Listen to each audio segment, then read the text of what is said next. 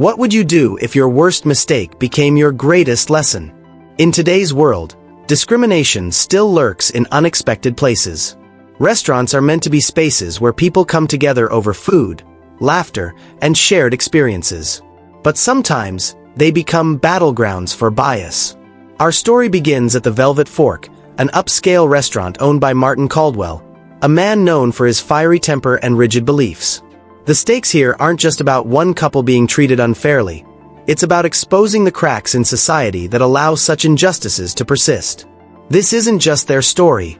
It's ours too. So, who were these two individuals who walked into Martin's restaurant on a chilly Friday evening? And why did their presence change everything he thought he knew about himself?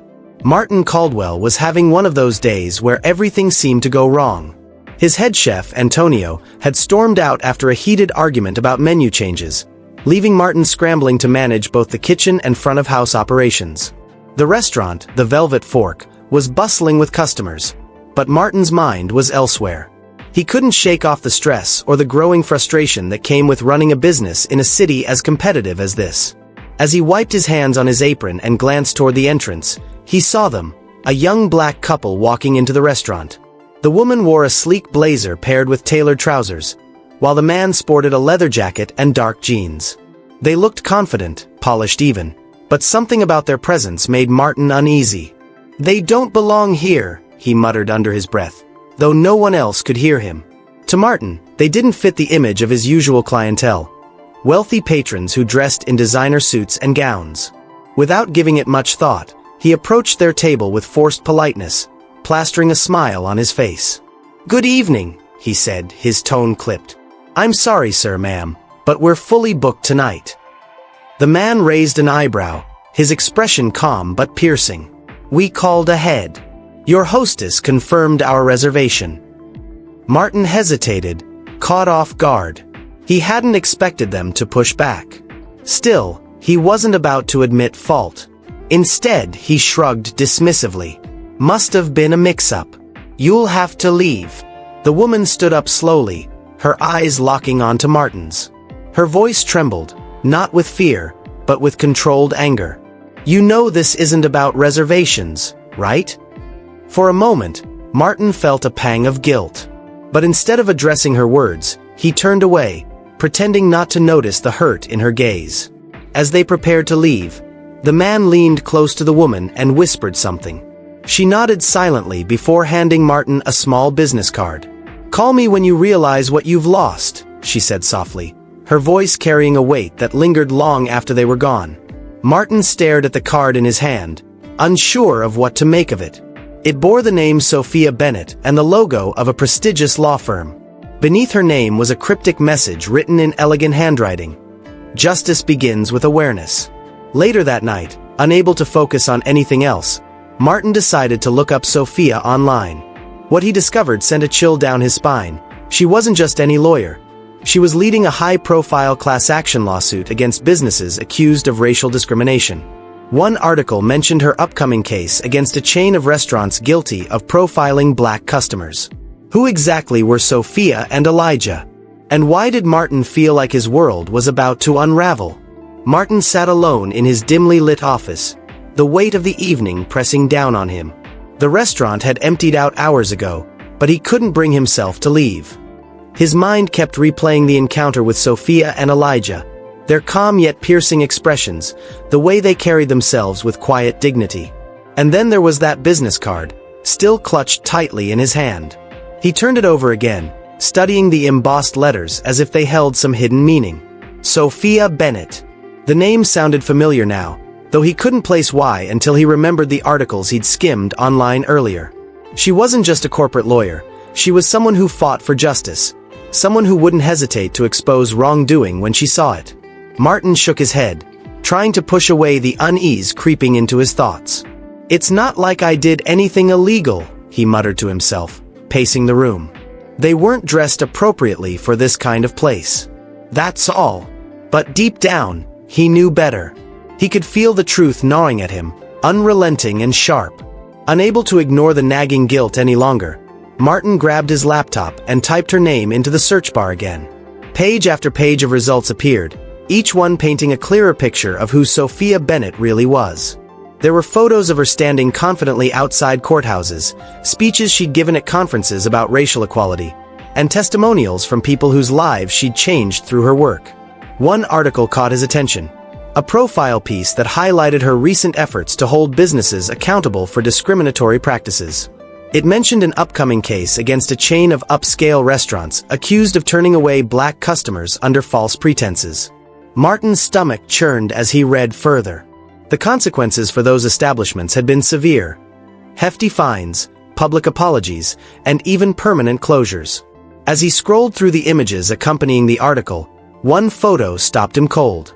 In it, Sophia stood beside none other than Judge Harrison Reed, a man infamous for handing down harsh penalties to offenders. Martin felt his throat tighten. If Sophia decided to take action against the Velvet Fork, he knew exactly what fate awaited him. But it wasn't just fear that consumed him, it was regret. For the first time in years, Martin allowed himself to reflect on how he'd let his biases dictate his actions. He thought back to his childhood, growing up in a working-class neighborhood where everyone looked out for each other regardless of race or background. Somewhere along the way, he'd lost sight of those values. The next morning, Martin woke up exhausted, haunted by restless dreams. Just as he arrived at the restaurant, the mail arrived. Among the envelopes was a formal letter addressed to him from Sophia's law firm. His hands trembled as he opened it. Inside was a detailed complaint filed with the local Human Rights Commission, citing discrimination during their visit. Attached to the letter was a note handwritten by Sophia herself. It read, "This isn't about revenge, Mr. Caldwell. It's about accountability. Let me know if you're willing to make things right." Martin sank into his chair, overwhelmed by the gravity of the situation. He realized he had two choices: fight back and risk destroying everything he'd built, or find a way to make amends before it was too late. Would Martin face legal action? Or could he somehow salvage the situation before it spiraled out of control? Martin stared at the letter in his hands, his mind racing. The words accountability and make things right echoed in his head like a drumbeat he couldn't escape. He felt cornered, as if the walls of his once thriving restaurant were closing in around him. For the first time in years, Martin didn't know what to do. He needed advice, someone who could help him see clearly through the fog of guilt and fear. That's when he thought of Clara Thompson, an old friend from his college days. Clara had spent decades working as a social worker before retiring, and she'd always been the voice of reason whenever life got complicated. Clara answered on the second ring. "Martin, it's been ages. What's going on?" Her warm tone was comforting, but Martin struggled to find the words. "I messed up, Clara," he finally admitted, his voice heavy with shame. "I kicked out a couple last night because of how they looked. Now I'm facing a formal complaint, and their lawyer, she's not just any lawyer. She's leading some big discrimination case, and I don't know what to do." There was a pause on the other end of the line. Then Clara spoke gently. "Martin, this isn't just about saving your business. It's about owning up to your mistakes. You have a chance here, to fix this, to grow. But it starts with you being honest, with yourself and with them." Her words hit him like a punch to the gut, but they also sparked something inside him. Maybe there was a way out of this mess, not by fighting back, but by taking responsibility. Summoning every ounce of courage he had, Martin picked up the phone and dialed the number on Sophia's business card. His heart pounded as the call connected, and after a brief moment, her calm voice greeted him. "Mr. Caldwell?" "Yes, Ms. Bennett," Martin replied, his voice trembling slightly. I wanted to apologize for what happened the other night. I was wrong, and I'm truly sorry." To his surprise, Sophia didn't lash out or demand retribution. Instead, she listened quietly before responding. "Thank you for calling. Apologies are important, but actions speak louder than words. Are you willing to take steps to make sure this doesn't happen again?" Martin hesitated, then nodded even though she couldn't see him. "Yes. Whatever it takes." After a brief silence, Sophia said, "Meet me tomorrow afternoon at Café Serenity. We can talk more there." When Martin arrived at the cafe the next day, he found Sophia seated by the window, sipping tea. Beside her sat Elijah, his saxophone case resting against the table. As Martin approached, Elijah gave him a measured look, but Sophia gestured for him to sit. Their conversation started tense, with Sophia recounting countless instances of discrimination she'd faced throughout her life, from being followed in stores to being denied service at restaurants. Martin listened intently, feeling smaller with each story. But then, unexpectedly, Sophia softened. Leaning forward, she revealed something that caught Martin off guard. Elijah has always loved jazz, especially live performances. Growing up, he dreamed of playing at the Velvet Fork. It was one of his favorite places. Martin felt a lump rise in his throat. "I had no idea," he whispered. Sophia nodded. "That's why we're here. Not to punish you, but to give you a chance to change. For yourself and for others." Moved by her honesty, Martin offered to host a private concert featuring Elijah at the Velvet Fork, an olive branch extended in good faith. However, Sophia had one condition. The event would be open to the public, including members of the press. Martin froze, his mind spinning. Opening his doors to reporters meant putting himself under scrutiny, exposing his flaws for everyone to see. But as he looked at Sophia and Elijah, he realized this wasn't just about redemption, it was about accountability. Would Martin agree to put himself in the spotlight and risk further judgment for a chance at making amends? The days leading up to the concert felt like a blur for Martin. He spent hours preparing, cleaning every corner of the Velvet Fork, training his staff on inclusivity, and rehearsing what he would say during the event. It was nerve-wracking, but also strangely cathartic. For the first time in years, Martin wasn't just running a business. He was trying to build something meaningful. On the evening of the concert, the restaurant buzzed with energy. Reporters mingled with guests, snapping photos and jotting down notes. Local influencers posted live updates on social media, drawing attention from across the city. The atmosphere was electric, yet Martin couldn't shake the feeling that he was standing on shaky ground. One misstep, one wrong word, could undo everything. As the lights dimmed and Elijah took the stage, Martin stood near the back of the room, watching nervously. Elijah adjusted the microphone, his saxophone gleaming under the soft spotlight. When he began to play, the room fell silent. His music was soulful and haunting, weaving stories of resilience, love, and overcoming adversity. Each note seemed to resonate deeply with the audience, leaving them spellbound. Between songs, Elijah paused and addressed the crowd. "Thank you all for being here tonight," he said, his voice warm and steady. Then, turning toward Martin, he added, "And thank you, Mr. Caldwell, for giving us this platform, not because you owed us, but because you chose to grow." Martin froze, caught off guard by the sincerity in Elijah's words. He felt a lump rise in his throat as applause rippled through the room. For a moment, he allowed himself to believe that maybe, just maybe, he was on the right path. After the performance, Sophia approached Martin with tears glistening in her eyes. She held out a folder and smiled softly. "You've taken the first step toward real change, Martin. Now keep going." Inside the folder were resources to help him implement anti-discrimination training for his staff, guidelines for creating a more inclusive environment, and even suggestions for community outreach programs. Martin flipped through the pages, overwhelmed by the thoughtfulness behind it all. "This means so much," he said, his voice cracking. "I can't thank you enough." Sophia placed a hand on his shoulder. "It's not about thanks. It's about action. Keep learning, keep listening, and remember why this matters."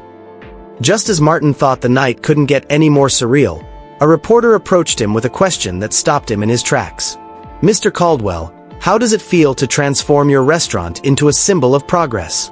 Do you think other businesses will follow your lead?" Martin hesitated, unsure how to respond. But then he remembered Clara's advice. "Be honest." Taking a deep breath, he replied, "This isn't about me or my restaurant. It's about recognizing our mistakes and doing better. I hope others see that change is possible, if we're willing to face ourselves honestly." The reporter nodded approvingly before moving on to speak with Sophia and Elijah. As Martin watched the interactions unfold, he realized something profound. This wasn't just an apology, it was a beginning. Later that week, Martin received another unexpected visitor. a representative from a national organization recognizing efforts to combat racism in the hospitality industry. They informed him that Sofia had nominated the Velvet Fork for an award. Overwhelmed by the news, Martin wondered if he was truly ready for the recognition, or the responsibility that came with it. Weeks turned into months, and Martin's life transformed in ways he never imagined. The concert at the Velvet Fork had sparked a ripple effect, drawing attention not just to his restaurant but to the broader issue of discrimination in the hospitality industry. Reporters wrote glowing articles about Martin's efforts to turn his mistake into meaningful change. Customers began flocking to the Velvet Fork, not just for its food but for the sense of inclusivity it now represented. Martin embraced the challenge wholeheartedly. He implemented anti-discrimination training for his staff, hosted workshops on cultural sensitivity, and partnered with local organizations to create events celebrating diversity.